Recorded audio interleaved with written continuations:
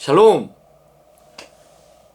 여러분, 우리나라는 이렇게 유교적인 배경이 있어서 그런지 굉장히 이렇게 예의를 중시하고 또 뭐 이렇게 사람들의 눈치를 많이 보고 소위 도리라는 것을 중요하게 생각합니다. 뭐 자식 된 도리, 부모 된 도리, 뭐 남편 된 도리, 뭐 아내 된 도리, 뭐 그런 도리라는 게 있어요. 근데 이 도리라는 것이 참 사람을 피곤하게 하죠. 뭐가 이렇게 해야 될 게 많고 하지 말아야 될 게 많은지 우리의 자유를 굉장히 억압합니다.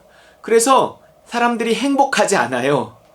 뭔가 예의는 지키는 것 같은데 항상 거리가 있고, 도리는 다 하는 것 같은데 기쁘지 않고, 그것이 이렇게 기꺼이 그렇게 되지 않습니다. 사람이라는 것이. 뭐 인생 다 그런 거지, 뭐 이렇게 말하면서 우리는 살아간다고요. 그 도리라는 것이 다른 말로 하면 상식이고요. 그것이 율법이고 그렇습니다.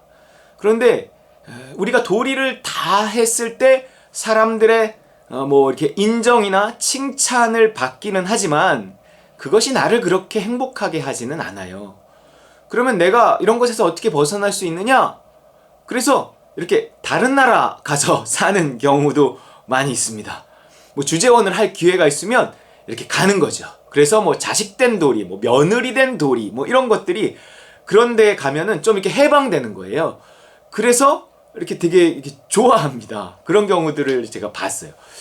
이게 우리가 도리에 매여서 이 뭐 계속 그 도리를 따지고 사는 것이 우리를 이렇게 억압하고 행복하지 못하게 하는데, 이 땅에 사는 한 우리가 그 도리를 무시할 수 없거든요.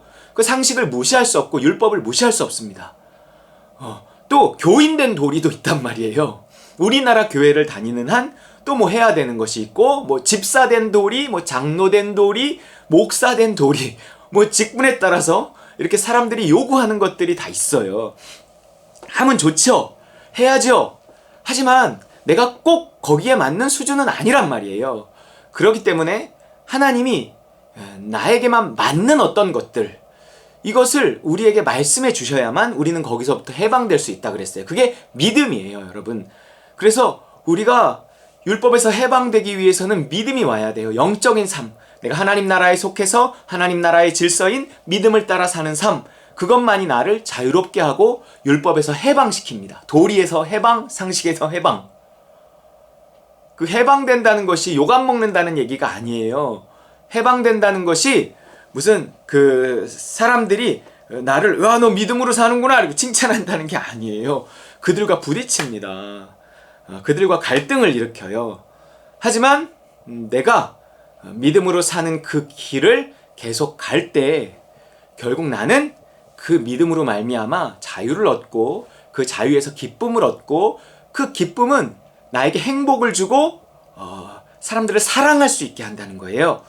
그래서 내가 어느 것에도 매이지 않고 오직 믿음을 따라서만, 믿음에만 매여서 살아가는 그 삶에는 기쁨과 감사가 있고 사랑이 있기 때문에 사람들은 결국 내가 사랑하는 사람, 저 사람은 도리를 다 하는 사람이야 라고 해도 그 안에서 사랑이 느껴지지 않으면 그게 그렇습니다. 그냥 그 사람은 도리를 잘 지키는 사람이고 예의가 있는 사람이지 그 이상도 이하도 아니에요. 그러나 사랑이 있는 사람은 뭐 그 사람이 조금 종잡을 수 없는 사람 같아도 저 사람은 참 뭔가 이렇게 사람이 좋아. 뭐 이런 거 있어요. 참 사람이 이렇게 사랑이 있어. 이 예수님이 그러셨다는 거예요. 예수님이. 여러분 언젠가 완득이라는 영화나 책을 한번 보셨으면 좋겠어요. 저는 그게 항상 생각이 나요. 그 선생님이 있거든요. 그 완득이 선생님이 참 거칠어요. 거칠어요. 어떠한 도리나 어떠한 예의나 어떠한 기준에는 맞지 않는 것 같아요. 그런데요, 사랑이 있습니다. 사랑이. 그러니까 결국 완득이가 그 선생님의 사랑을 언젠가 느끼죠.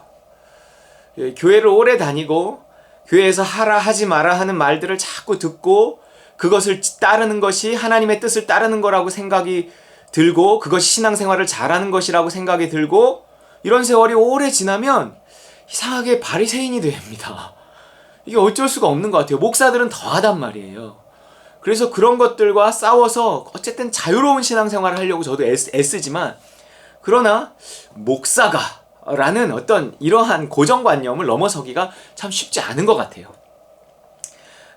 그렇기 때문에 이제 내가 무엇을 추구할 것이냐를 선택해야 되는데, 결국 내가 사랑을 추구하고 사랑을 향해 가기 위해 오늘 내가 믿음을 선택한다. 믿음, 소망, 사랑이란 말이에요.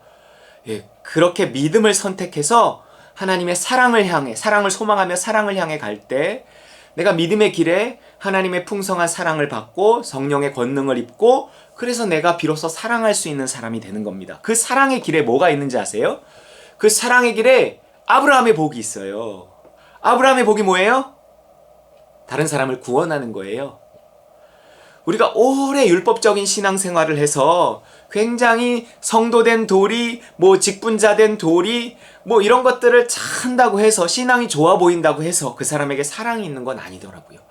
또 그렇게 오래 신앙생활을 한다고 해서 그 사람이 전도를 하는 것도 아니더라고요. 이게요, 워낙에 믿는 사람 안에만 있어서 그렇다고는 하지만 꼭 그런 건 아닌 것 같아요.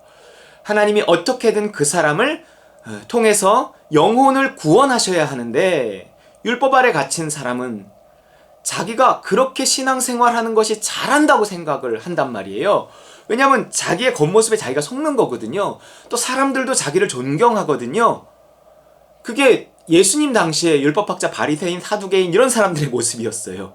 독사의 자식들아, 회칠한 무덤들아, 너희가 대접의 겉은 깨끗이 하되 속은 썩어질 것으로 가득하도다. 속을 깨끗이 하여라, 그리하면 겉도 깨끗하여지리라.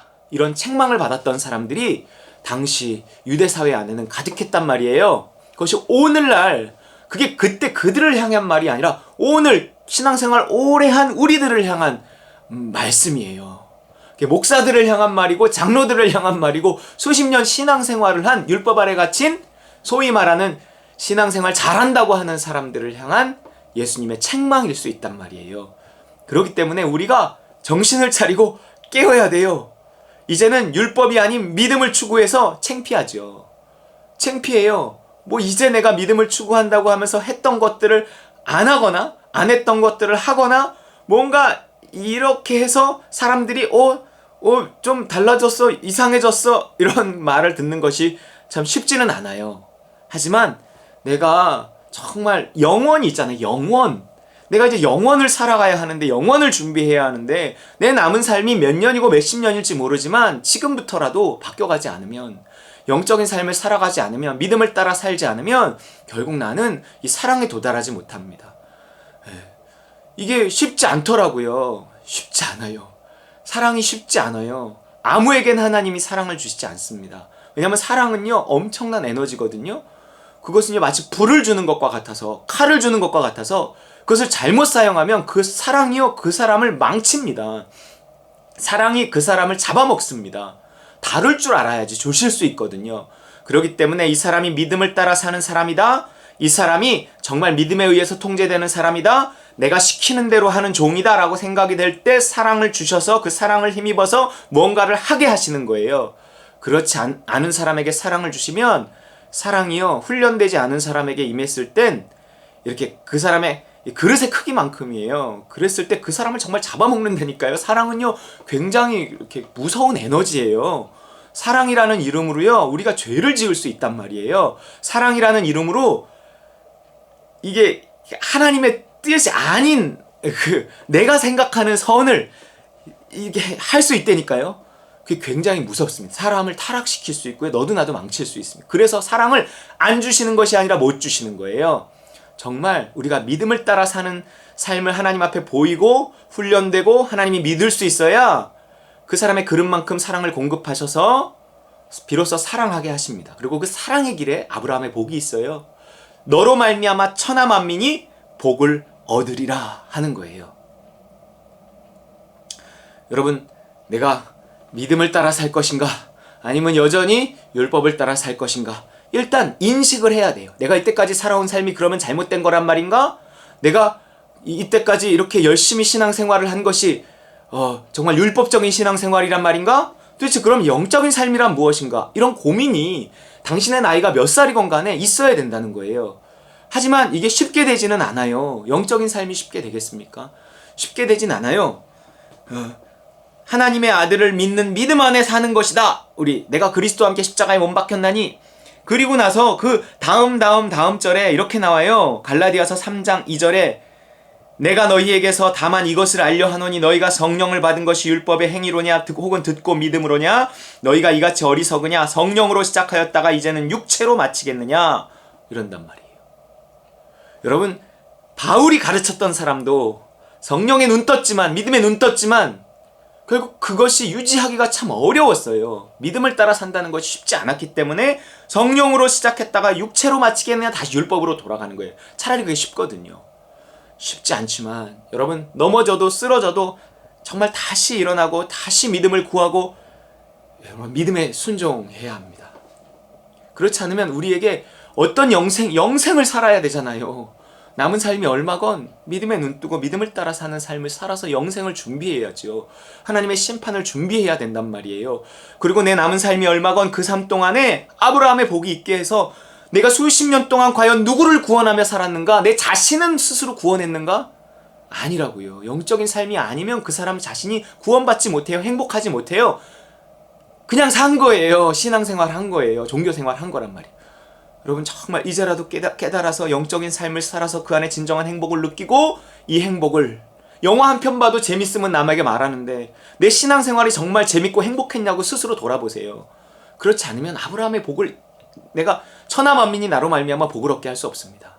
이제 깨어서 그 아브라함의 복이 나에게 임해서 나로 말미암아 천하 만민이 복을 얻게 하는 그 귀하고 복된 자리에 들어가시기를 주의 이름으로 축원합니다.